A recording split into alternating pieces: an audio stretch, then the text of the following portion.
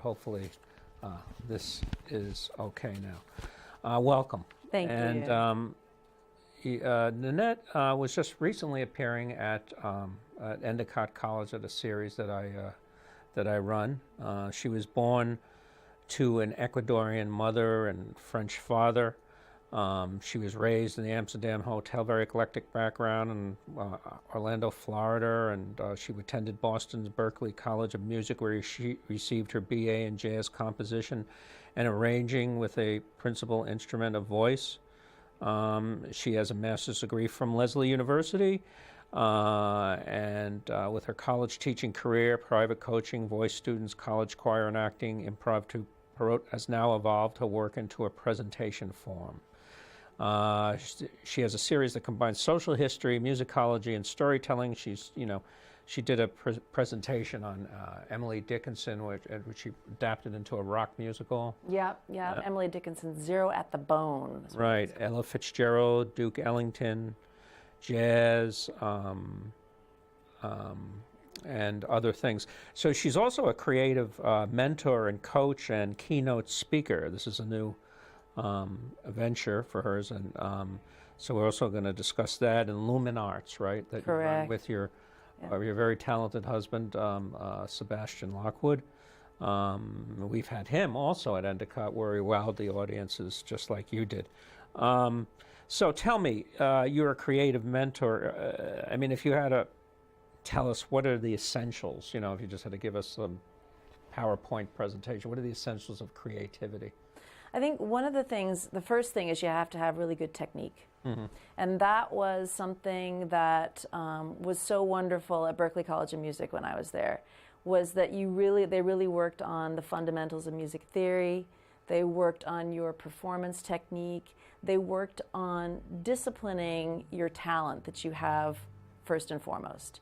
So they kind of take the wild horse, and they don't really tame it, but they direct the horse in such a way that you really are able to use your natural talent that's honed really, really clearly as tools and a really workable skill. So I think that that's one of the main things in just directing all of these fabulous aspects that you have as a creative person and kind of getting them to go in one direction and saying, okay, I know I have the talent, I know I have the imagination, I know I have the desire to take a risk, right? Because you are a risk taker if you're a creative person. Naturally, that's what you do. So how can I take all of these natural aspects of who I am and make them work like a well-oiled machine? And that is really a huge thing in terms of being consistent. Let's say I came in, I said, look, I have a stasis in my creative life, and what would you suggest, for instance, what would you do? Just generally, what would be your... We would take a look at exactly the different aspects of what you've been doing. So a lot of times you'll have someone that's stuck because they're just either have been doing one thing for way too long, and they've just stared at that exact same little precious project for way too long, that they've lost the ability to stand back and look at it objectively. So that's one type of creative that I'll work with, that I'm stuck, I don't know what to do, this is just nothing. So that's one avenue. Another type is a type that has 6 different shiny object projects. And you walk in and you realize that they're just in love with this shiny things, always. And they'll never take the shiny thing and complete the project. So you have to there kind of slam on the brakes and just reel back and say, let's pick one of these 6 and follow it through to completion. So those are the 2 types of people that usually I run into. And then there's a third, actually. The third is someone who has not engaged in a creative life, per se. So it could be an engineer, for example, that has built bridges. We'll just say, to me, that's creative. I see creative aspects of that. But that type of a person wants to find a certain texture of creativity, a certain nuance of creativity that they did not get.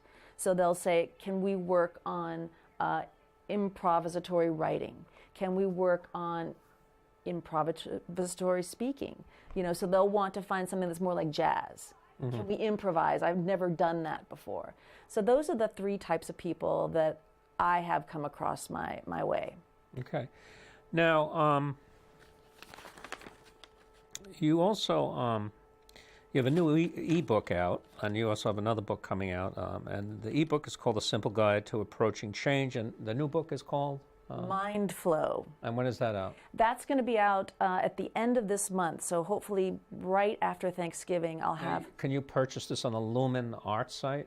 Or? That will be on my website on NanettePerrotte.com. Okay. Yeah, as is the ebook. Okay. Yeah. So tell us about these new books. So the free ebook that you can get on my website came about because working with creative people, you're always adapting to change, and you're always looking to change and rearrange things. And as a creative person, you actually, for the most part, are comfortable with change. That's part of what you do. You write something. not. You're not. You need to come to work with me then. We'll pick a date. All right. So I think they get used to the idea of making something and looking at it and then kind of taking it apart again and saying, I'm going to change it this way, I'm going to change it that way to make it work. So part of what you do as a creative person is you adapt to change and you adapt to moving, in different ways. But it's always overwhelming. It's not to say that it's not scary to do that. If you've painted, a painting and you step back and you look at it and you're like, okay, that looks really wrong and I'm going to paint over it, that's really scary to do. That's really frightening to do. I've recorded this song. I've worked on this. I've sung Lover Man for 7 years, and I finally get to go in the studio and I come out and it didn't work. I didn't get the right tone. So I want to go in and redo it. I want to go in and change it. And it's daunting because you sat in that studio, you sang your heart out. So what I did with this ebook is understanding that change happens all the time, hopefully.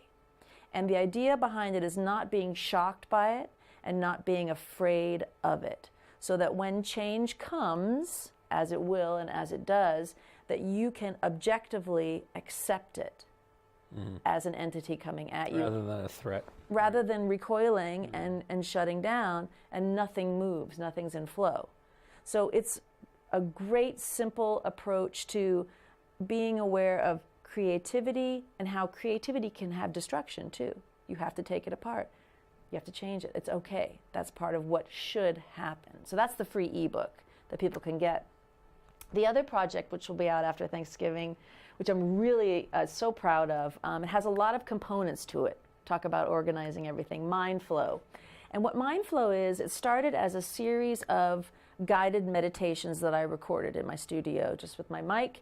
And I recorded 20 of these meditations based around creative thought, based around big thinking, but very oriented in energy. Did these beautiful recordings, kind of had this thing, and I thought, wow, these sound really good. I'm a singer, so I go for the sound. They sound really good, they're really great. Wouldn't it be great to have some visual artwork to go with it?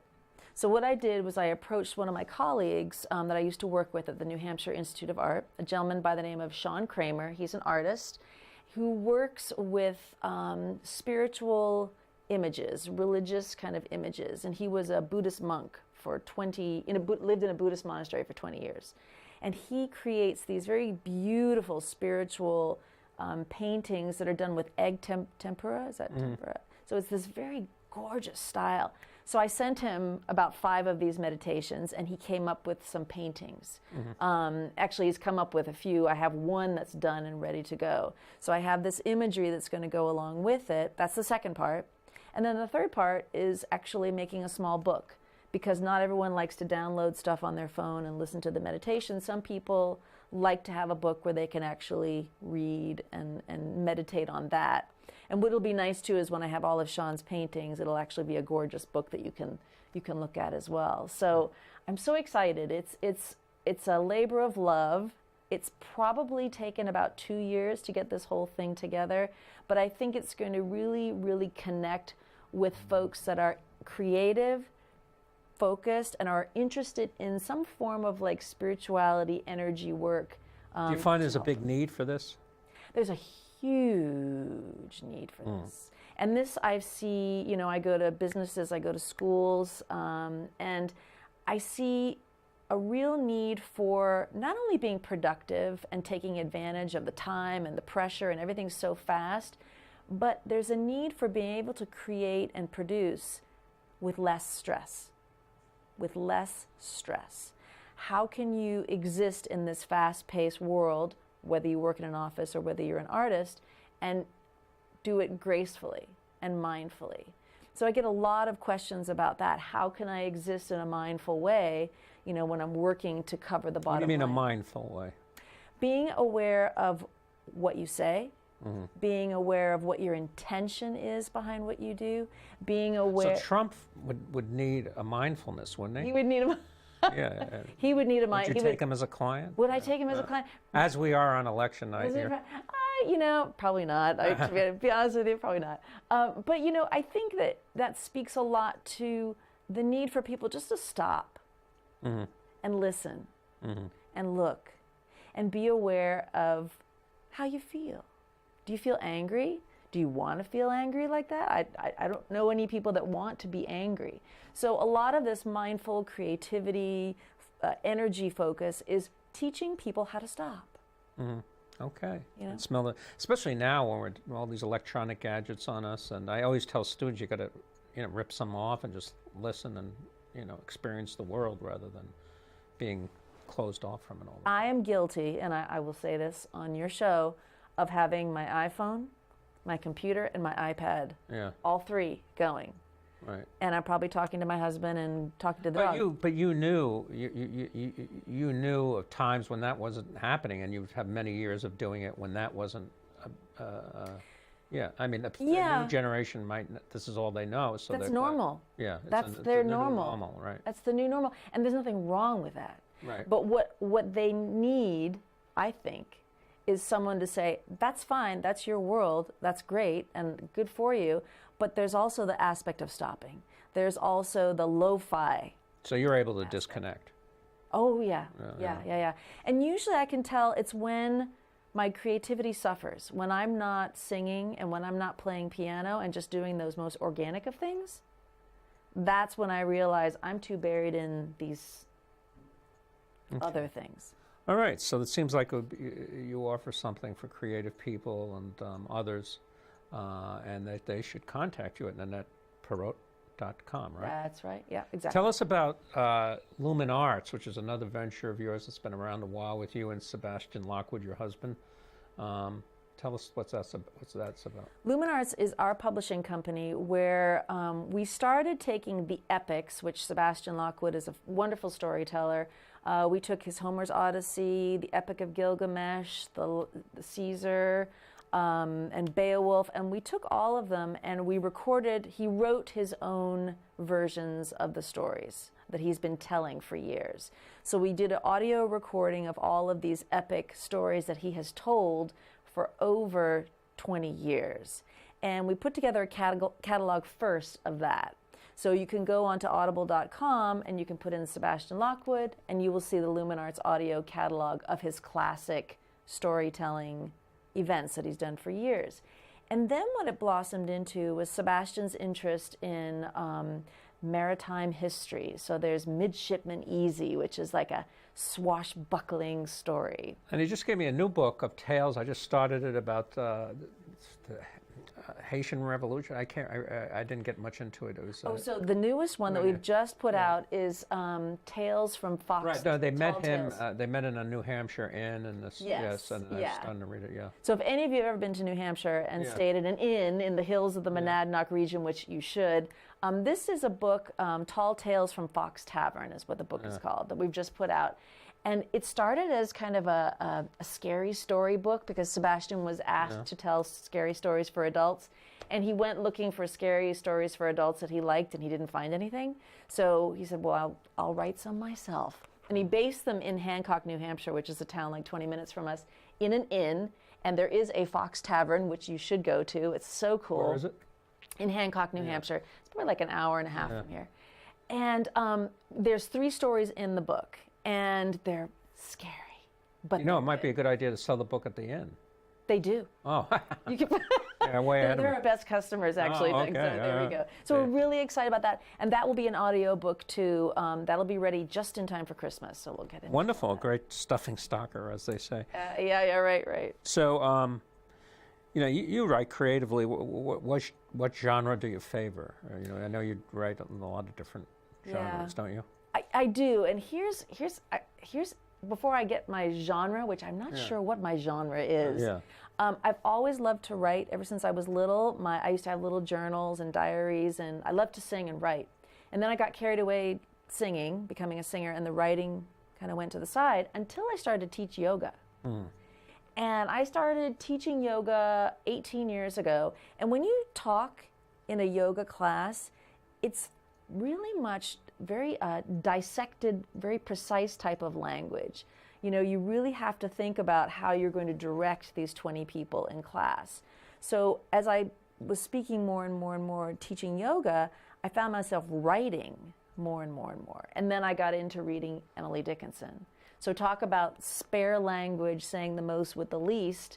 I, was just drawn into her sparse, tight language, and I was using it even when I was speaking in my yoga class, and then in my own journal, writing really, really interesting, energetic, almost philosophical, emotional, feeling type of writing.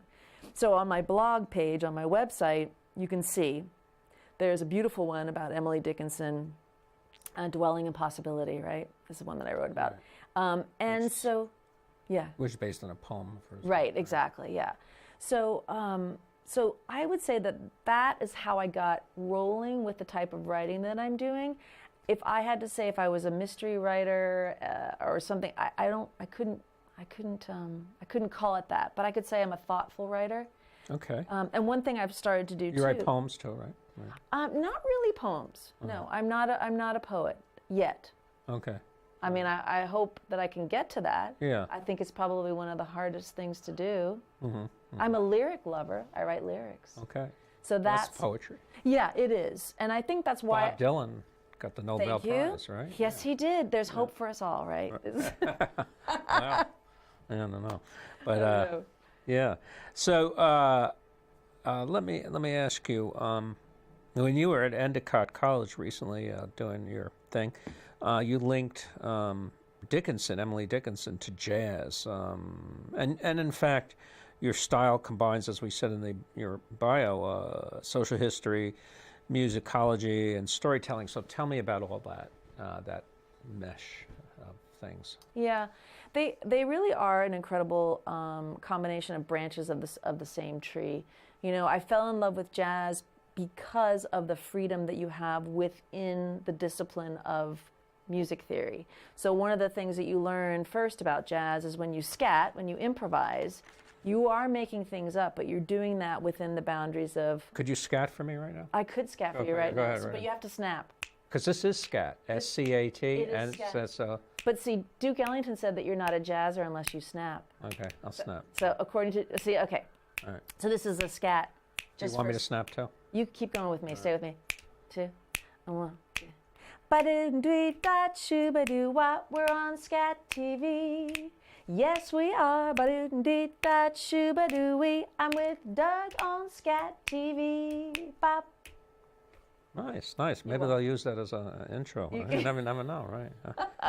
So, but yeah, tell me. You know, but it has a, we're snapping, so there is that structure of rhythm, Right. So you are free, but you are within the structure of rhythm, for example.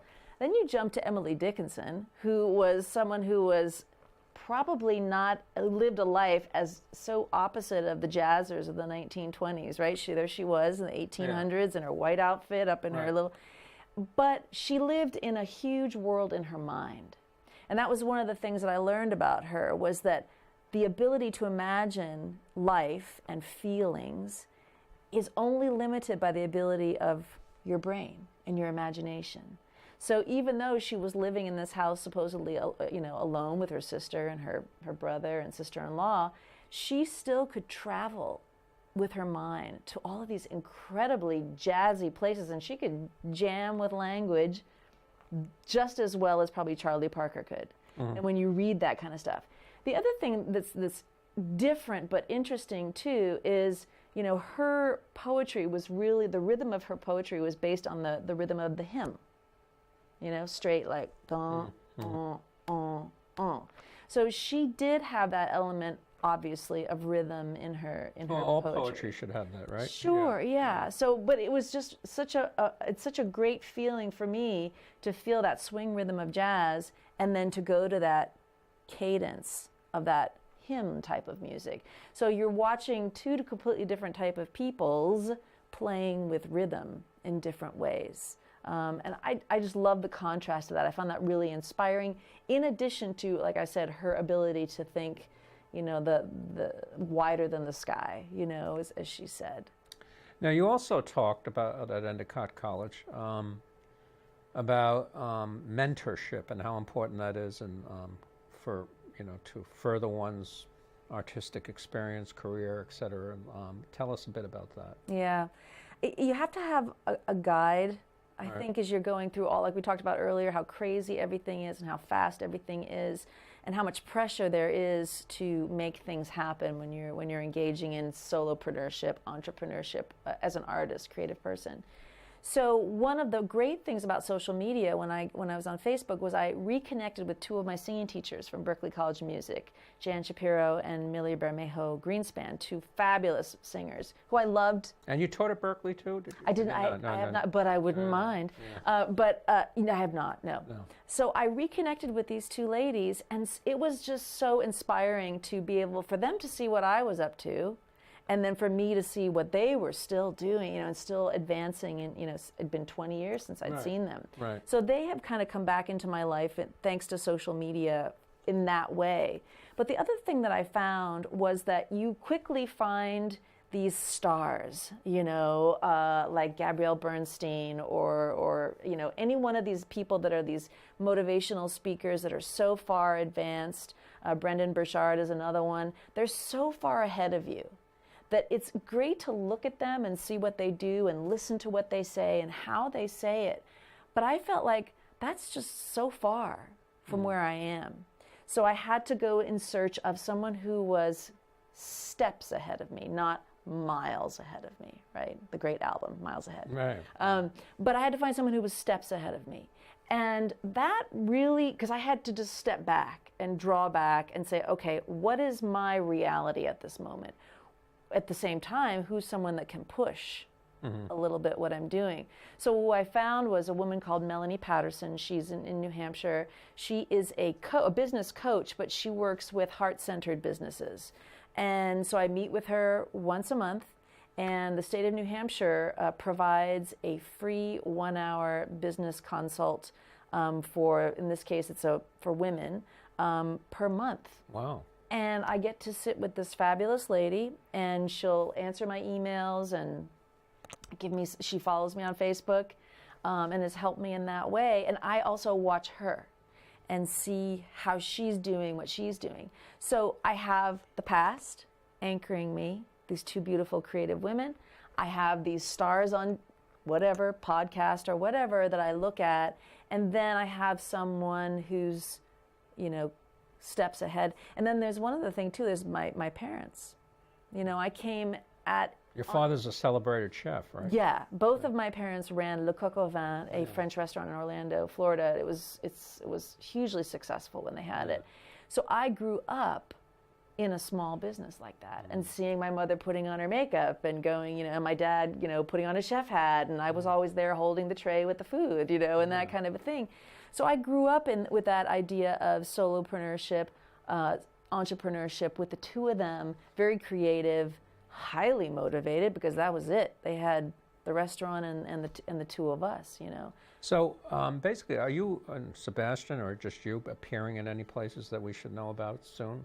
So we're gearing up for the next season. So we're going to put our upcoming gigs on my website, on NanettePerrotte.com. So you're catching us in between seasons, so you can get us ahead of time. And we're all over New England, and I'm in Florida as well. I work in Florida too.